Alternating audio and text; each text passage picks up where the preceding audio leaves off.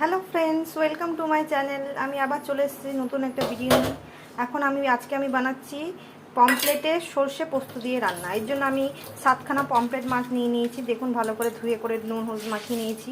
আর নিয়েছি এখানে আছে কাঁচা লঙ্কা চিড়ে রাখা আছে, লেবু, আর এর মধ্যে সর্ষে পোস্ত আর একটা লঙ্কা দিয়ে ভালো করে পেস্ট করে নিয়েছি। এবার রান্নাটা কীভাবে বানাচ্ছি আপনাদের দেখাচ্ছি।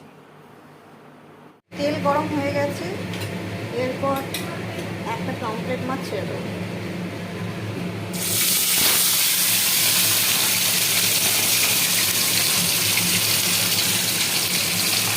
এইভাবে একটা একটা করে সমস্ত পমফ্লেট মাছ ভেজে নেব। পমফ্লেট মাছগুলো ভাজা হয়ে গেছে, এরপরে আমি ম্যারিনেট করতে মাছগুলোকে উল্টে করে পেছনে একটুখানি লেবু দিয়ে দেবো।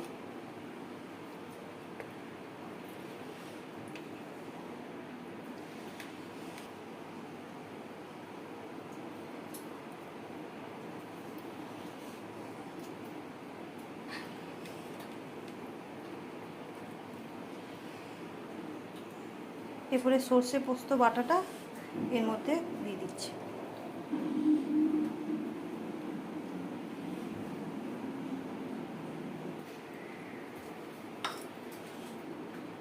এইভাবে সর্ষে পোস্ত দিয়ে মাখিয়ে আধ ঘন্টা রেখে দেবো, তারপরে রান্নাটা শুরু করব।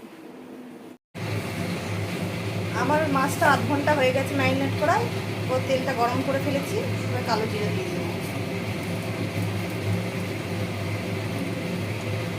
কালো জিরেটা একটু ভাজা হয়ে যাক, শুকনো লঙ্কা কাঁচা লঙ্কা দিয়ে দিলাম, একটুখানি টমেটো কুচি দিলাম স্বাদ হওয়ার জন্য। টমেটোটা ভালো করে ভেজে দিই, ভালো করে ভাজা হোক। এরপরে আস্তে আস্তে মাছগুলো ছেড়ে দেবো।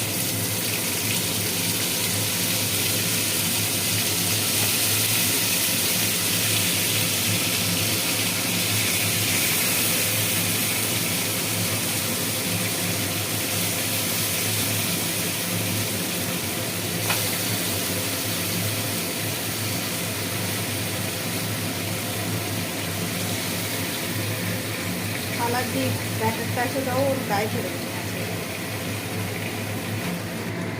একটুখানি হালকা করে নেড়ে এবার আমি ঢাকা দিয়ে দেবো। কিছুক্ষণ আমি সেদ্ধ হতে দিলাম।